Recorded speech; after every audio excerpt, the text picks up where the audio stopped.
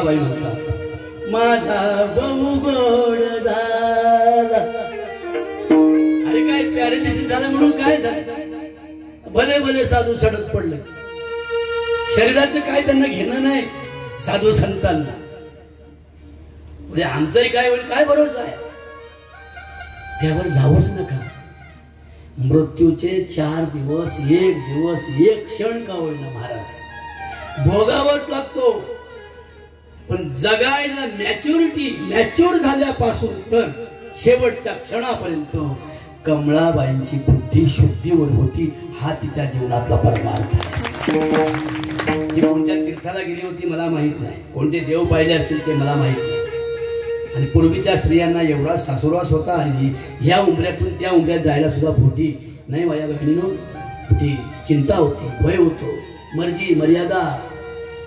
अहो नवरा सुद्धा मनाजोगा करू देत नव्हते ना पूर्वी.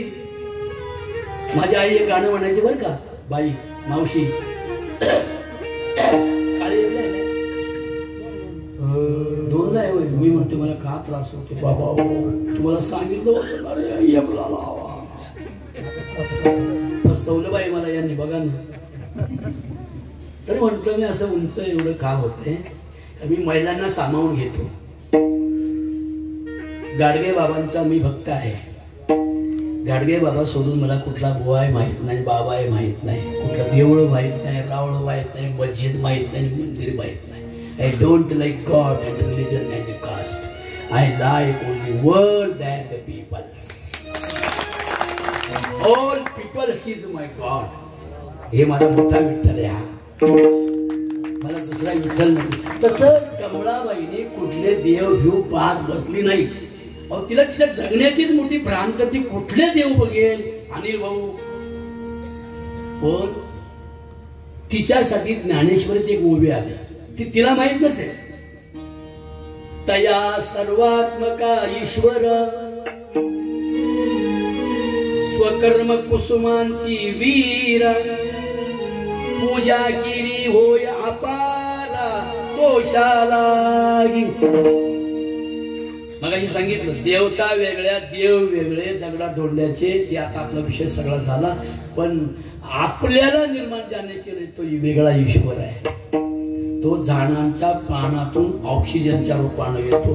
तो म्हणतो का मी देशमुखाच्या नाकात जास्त जाईल, सामराच्या नाकात कमी जाईल.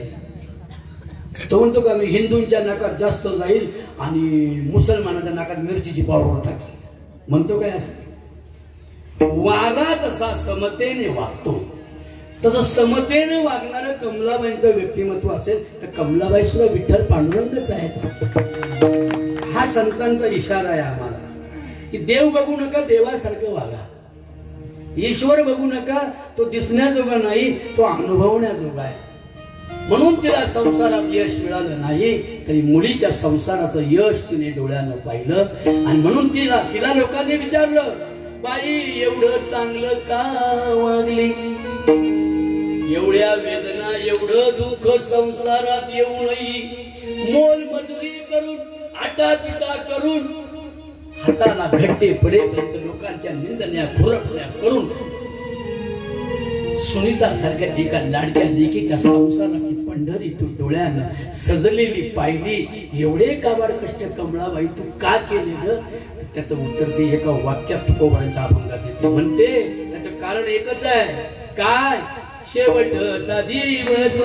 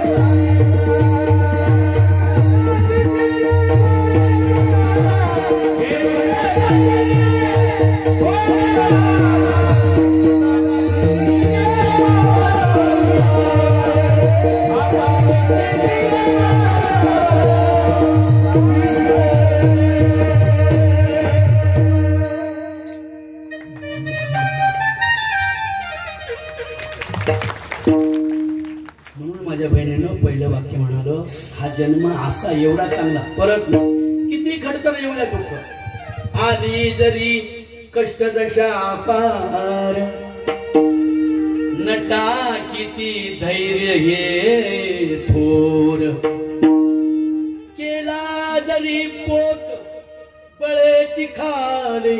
अनिल शेठ हे पत्रकार, आम्ही शाहू छत्रपती फुले आंबेडकरांच्या विचारानं आम्ही भारावून गेलो आयुष्यभर. म्हणून जिथे जिथे असे हिरे भेटतील ना मला, डॉक्टर साहेब, अनिल भाऊ सारखे, प्रकाश भाऊ सारखे, तिथे मी शरण जातो. तिथे मला पांडुरंग वाटतो. कारण सध्या धर्माचे ठेकेदार वाढलेत. दगडा धोंड्यांना भजायला लावता, पुढे एक लोटा जल सब पावे फल, आणि नुसतं तो बाबा त्याच्या घरी जायचं 400 रुपये 5,000 रुपये चहा प्यायचे की तू घरी जायला. 5 लाख वाटोळ केलं या देशाचं. शेतकऱ्यांच्या सोयाबीनची काळजी नाही, शेतकऱ्याच्या कापसाची काळजी नाही. अरे त्या प्रयागराजला एवढे गंजारू साधू बसवले, अब्जो त्यांना चिडमिया उडाल्या. त्यात एक बाई होती चिडी मोडणारी, अजूनही युट्यूबला येते बघा. तिच्या पोटातून साप निघतात का कुठून, आणखी कशातून काय निघतंय. काय एवढ्या समाजाला भूल थापा द्यायच्या ना. हे किती पवित्र आहे बघा.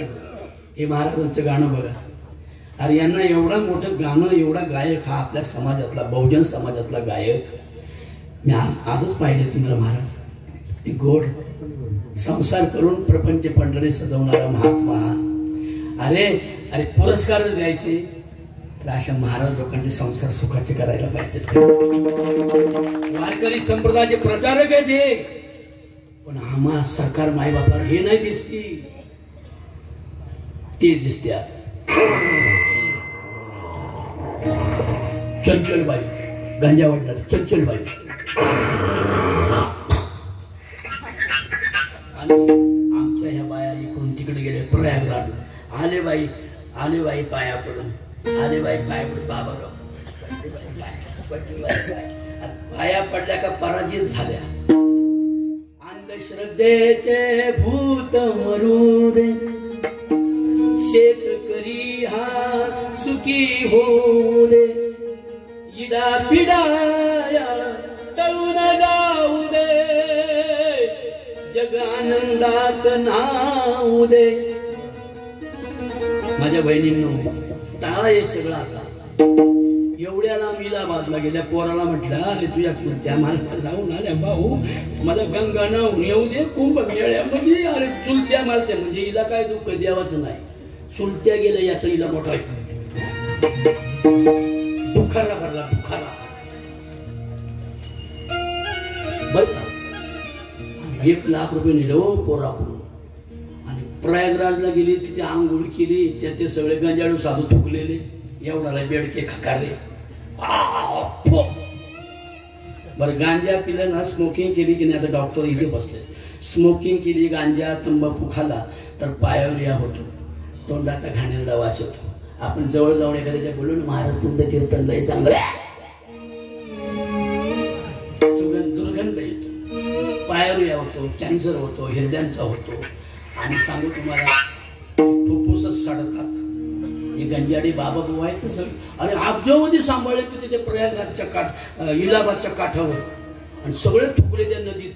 आणि आम्ही काय म्हणतो, गंगा सिंधू सरस्वती यमुना गोदावरी नर्मदा म्हणतो ना इकडं. म्हणजे गंगा किती पवित्र पाहिजे, त्यात एवढे अब्जावधी ते गंजाडू साधू थुकले, खकारेच्या खकारे. ती बाईने आंघोळ केली का, डोक्यावरून असा पदर कुठून आली वर ना, इथं सगळं ते चिकट झालेलं. म्हणलं बाई काय ग, बाबुळगावला आले. नाही बाबुळगावचं नाही नाव घेतलं. हा आमच्या गावाला आले. बाई म्हणलं हे काय, म्हणले ते साधू लोक थोकल्यानं ते शेंबूड आहे, शेंबूड. मला चाटून घेते का, कशाच्या एवढे पैसे खर्च करायचे आहे. तेवढा पैसा एखादा इंजिनियर